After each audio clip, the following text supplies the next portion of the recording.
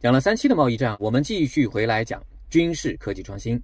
今天我们要讲的主角是首次公开曝光的052D 最新版本渭南舰，舷号166。那么渭南舰服役之后将和161呼和浩特舰以及162南宁舰共同来构成区域防空的核心力量。我们今天来讲一讲这个版本的052D 驱逐舰，它是第4批次。那么与前几批相比，它有什么样的迭代，有什么样的更新，有什么更牛的地方？第二句话呢，我们来讲一讲很多粉丝同学们提问的，既然我们已经有成熟的055大驱了，为什么我们还需要大批量的制造052D 驱逐舰呢？那么第3句话我们讲传说中的057还造不造呢？好，今天我们来聊一聊。第一句话，2025年4月9号渭南舰公开曝光了，那肯定是官方想让我们看到的才能被我们看到，对吧？那这是龙哥家的第27艘052D 驱逐舰了，那标志着这个型号的驱逐舰最新的改进批次已经进入了服役阶段。那这个批次计划建造13艘，预计2027年全部建造完成。到那个时候，也就是2年后052D 总数将会达到38艘。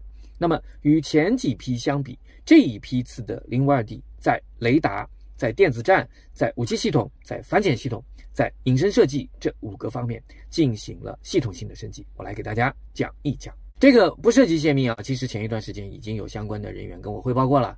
评论区有些人那是因为真的不懂，所以才骂我泄密。同时呢，也有不少人他其实是16亿，他其实是1450，那他们就故意去骂一些讲科技创新的博主泄密，目的呢是为了影响这些科技创新的博主的评论区，来搅乱舆论环境。所以这个点跟大家讲清楚。好，接下来我们讲雷达和电子战系统的革命性升级。那早期批次使用的364型双坐标雷达已经被最新的368型 X 波段双面旋转有源相控阵雷达所取代了，探测距离从18公里提升到了36公里，可以识别这样的目标，比如说雷达反射截面积 0.1 平方米，掠海高度15到80米，速度150米每秒的隐身目标，比如说美军的 AGM-158C 隐身反舰导弹。那像这样的隐身反舰导弹，我们现在可以识别了。这个原来052D 是识别不了的，只有05大驱可以识别。现在呢，052D 也可以识别了。那这个改进使052D 增强了末端反导能力，可以更加有效地拦截高超音速武器。同时呢，原有的巴木天线远程警戒雷达升级成为了龙形密波雷达，通过新型算法优化，对隐身战机比如说 F-35 的探测距离增加到了500公里。那这一次迭代让052D 的反隐身能力也增强了。接下来就是你最关心的武器系统的迭代。虽然垂发单元的数量仍旧是64个，但是呢，通过布局优化，它这次就可以兼容新型的反潜导弹，比如说鱼 8B， 以及终于可以装备对陆攻击巡航导弹长剑十 A 了。那原来长剑十 A 是只有05大驱能够带的，现在呢052D 也能够带了。再加上之前就能够带的鹰击18反舰导弹，再加上之前就能够带的海红旗 9B， 所以052D 的作战能力也就越发增强了。